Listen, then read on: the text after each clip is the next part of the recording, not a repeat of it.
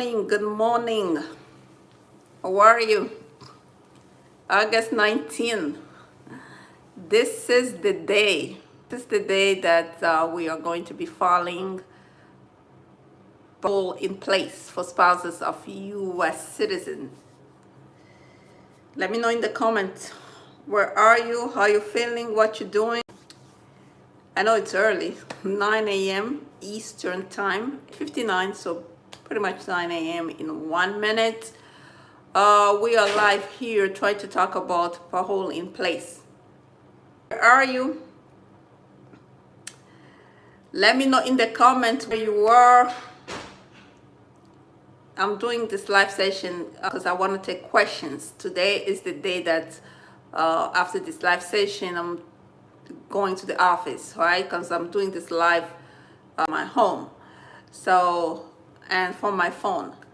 After this live session, I'm going straight to the office to actually start applications. Parole in place for spouses of U.S. citizens.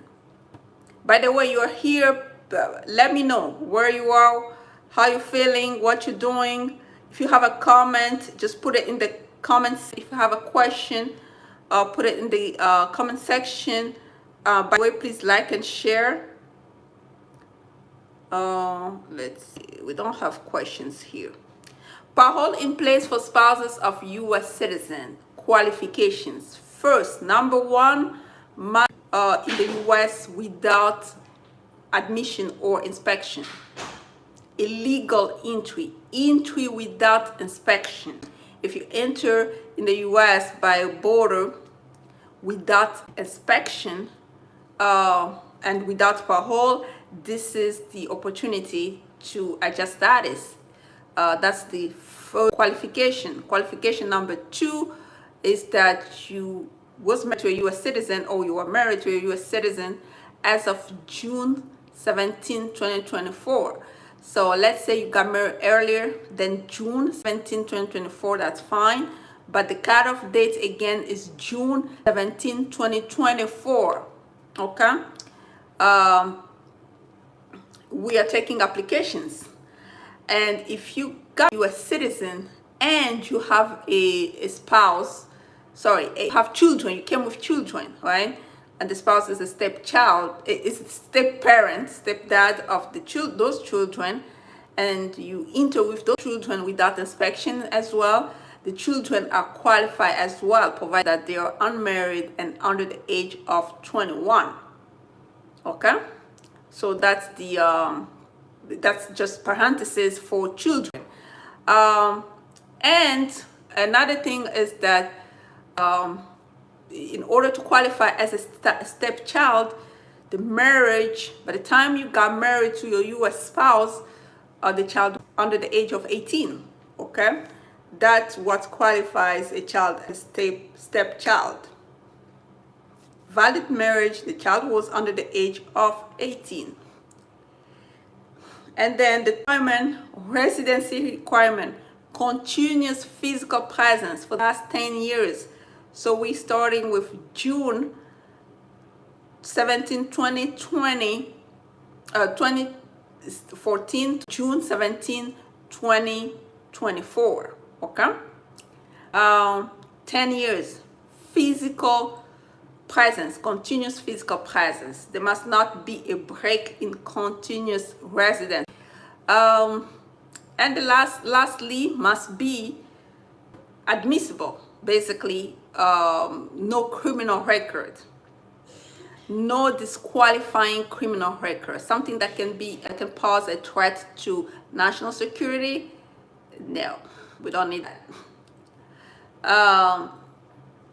If the offense in question can be waived, then some consideration, it's discretionary, case-by-case basis. That's what it says. Case-by-case.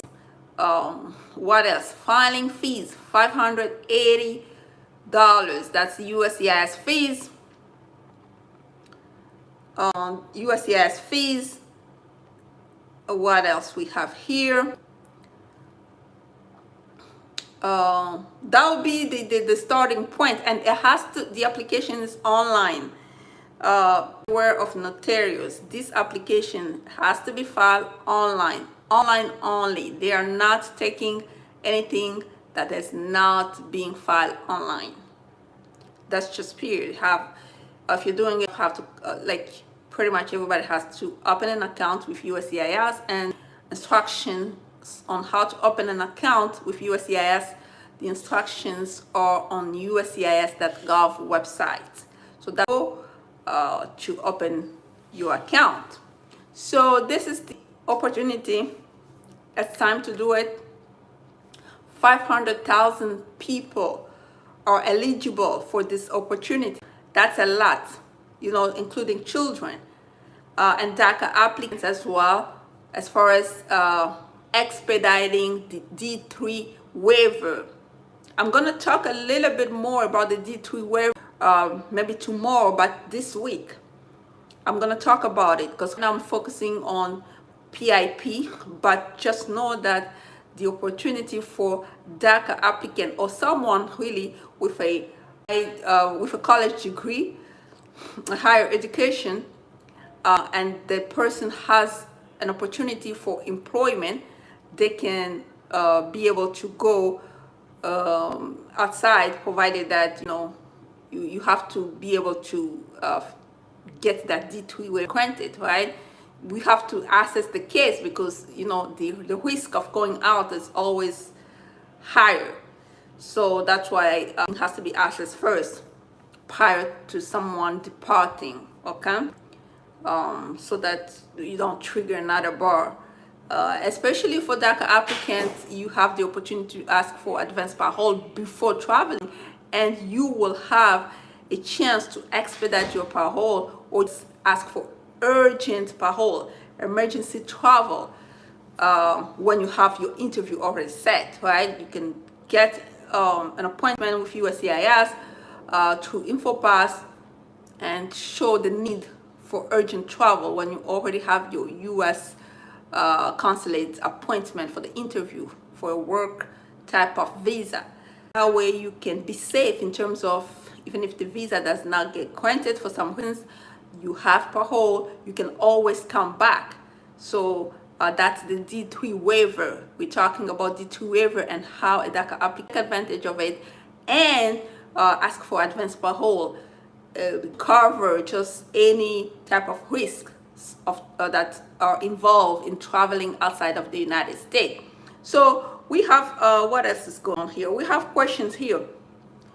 Someone on VAWA between wrongly accused of strangling and assault, thumbprint at police station, discharged by court. How long it take to remove from the person background check? That one you have to talk to a criminal lawyer in your state. Okay, Giwa Hakim. Yeah, I don't deal with criminal expungement. Those when you remove it from background. So you're gonna have to talk to a criminal attorney in your state. That because crimes are specific, state specifics, and they're gonna help as far as because the court has discharged you, case has been dismissed. You want it to be removed from your record. But if you have a document from court saying that you were charged, but the case dismissed or discharged for some reasons, you have proof of it. You have to show it when you're applying for anything with immigration, like criminal history. So basically, even if you were not convicted, but the fact that you were charged, you have to show it. You have to show the document, the charging documents, and the court order dismissing the case, pretty much the sentence, the verdict of the case, right? Not the sentence, because if you were not sentenced, the verdict of the case, you can show it. Okay? What else? We have another question. Hi, Tony, still waiting on my VAWA approved. 1 year now. Metric done prima facie on hand, expire on.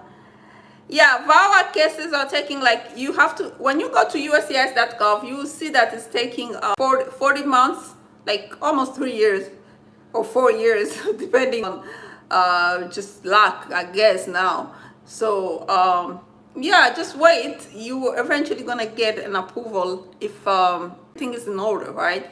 You eventually get it. It's just that the VAWA applications are taking too long for some reasons. Um, yeah, any other questions? Just put it in the comment. If you have a question, please put it in the comment. By the way, please like and share. Please like and share because we are trying to reach a lot of individuals so that they can apply for this parole in place for of U.S. citizen. So, and I'm currently taking applications. So, just get your consultation, schedule it. Consultation link is in the description box. If you have a question, meanwhile, you can just put it in the comments so we can answer it. By the way, please like and share. Um, what else we have to mention here? Yeah, application live. You know, today is the day. Don't wait. Don't wait because you know what, November is coming. This is election year. Anything can go wrong because usually during election year things just go bad for some reasons. But we just have to be mindful of this opportunity. This is a huge opportunity for people to adjust status, including their children, so they can have a legal status and secure their future in terms of jobs and other evidence. So requested for evidence. Yeah, if your case is pending, just wait. Eventually, you know, you're gonna get there. They're gonna get to your case. Because the processing time it's like 40 months. I don't know currently, today I didn't check, but you can go on USC.gov and check processing time for VAWA. It's gonna tell you.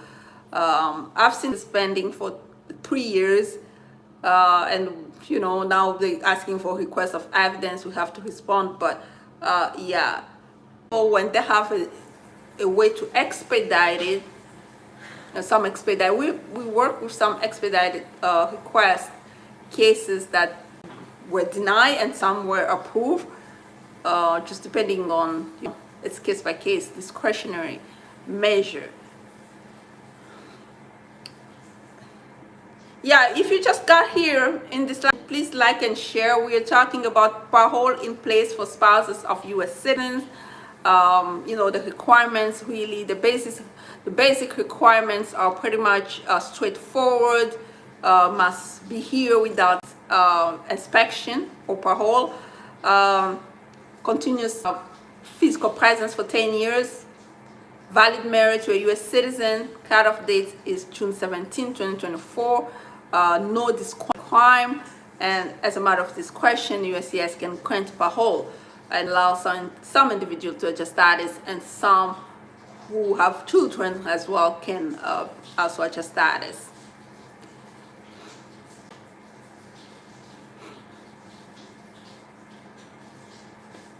Okay.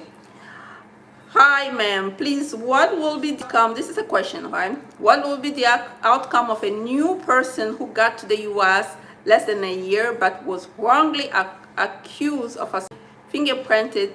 Will it affect when she wants to start her papers? Well, the short answer is yes. It's gonna. Now it's gonna depend on the because that assault considered violent crime. Under immigration laws, it gets a lot of scrutiny, so it's just depend on the outcome of the case.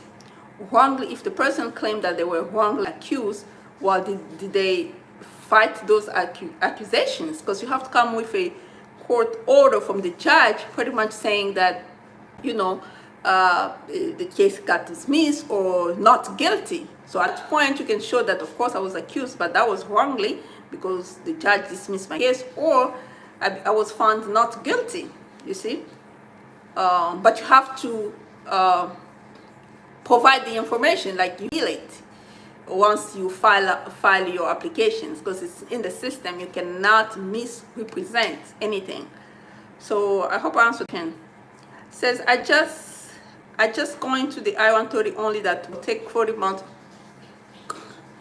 take 40 months. Oh, okay. So processing time 40 months, and the way it plays out, once VAWA is approved, then the VAWA case, the approval gets transferred to the green card people. And at that point, you can just follow up. It doesn't take that long for them to respond as well. The green it doesn't get approved automatically. VAWA has to be approved first, then the case gets transferred, or you can follow up yourself, because sometimes they don't even transfer. You have to follow up yourself, and once you follow up, then eventually your green card application too, depending on whether you're admissible or not, it's gonna get either approved or be called for the interview, be sent a letter for request of evidence. It just depends on the green card, because those are two separate cases in terms of how they're being evaluated. Okay. VAWA is not a matter of discretion. It's basically straightforward. If you meet the requirement, it has to be approved. But in green card is a matter of discretion. They still have to check and see a lot of things prior to approval. So that's why it doesn't get approved at the same time. Yeah. 7 people in the house. Please, I'm only showing 1 like. Not sure why. Please like, please share. Molina, please like, please share. Mistura, Jibola, please like, please. We are answering questions as far as parole in place is concerned. Today is the day, August 19, 2024. So if you have a question, just put it in the comment. If you need a consultation with me, again, you can either call or schedule it by using the consultation link in the description box, or you can just call me on 202-751-2180. Consultation fees always apply. What else we have to talk about this? Don't forget to, if you are among those other people, or you know somebody who's a DACA applicant with a work type of visa that the employer is willing to sponsor, or if they had EB2, now is the time. Now is the time to get that D3 waiver. Okay, what else?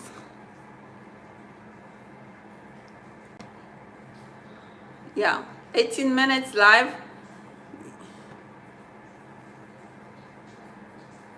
What else? What else? I don't see any other question. Okay. I don't see any other question. I guess this is it, right, for today.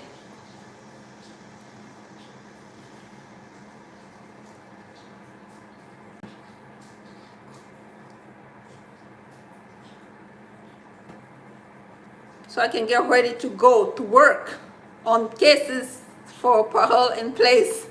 We are so excited. We've been with this moment in time, right? We waited. This is the moment. The moment is finally here. The moment is finally here. Parole in place. Parole in place for spouses of U.S. citizens. The moment is finally here. Yeah, the moment is finally here. Let's get it right. Let's get it. Let's get it.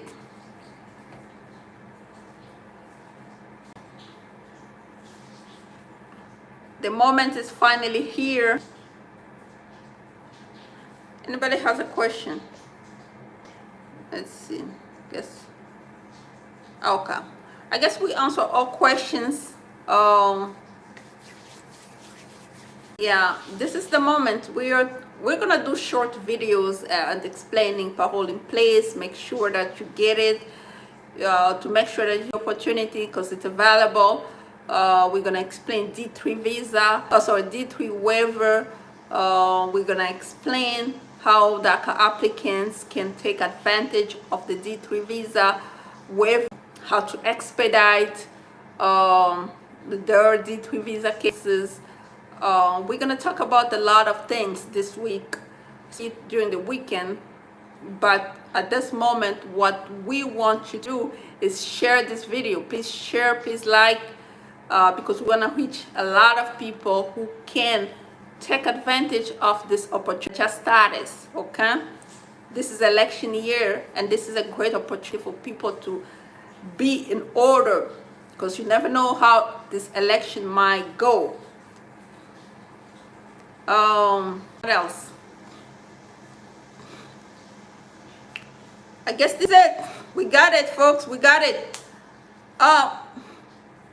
Just keep following me, because I will post short videos, explain more in short terms, in like short videos format,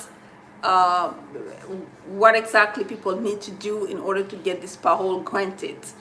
I'm going to talk about it this entire week, especially in the weekend. We're gonna talk about it, we're gonna summarize, we're gonna write about it. You can follow me on all platforms, Instagram, TikTok, Facebook page, Facebook group, of course. People take advantage of that too, so they can ask their questions privately there. YouTube, of course. Yeah, let's stay connected so you don't miss out on anything immigration related, because this is the time immigration has opened up the doors for a lot of people. Imagine people have been here for 20 years, 25 years without going home, for lack of this opportunity. But now the opportunity has presented itself. Really, we have to take advantage of it, okay? Again, my name is Bijoux.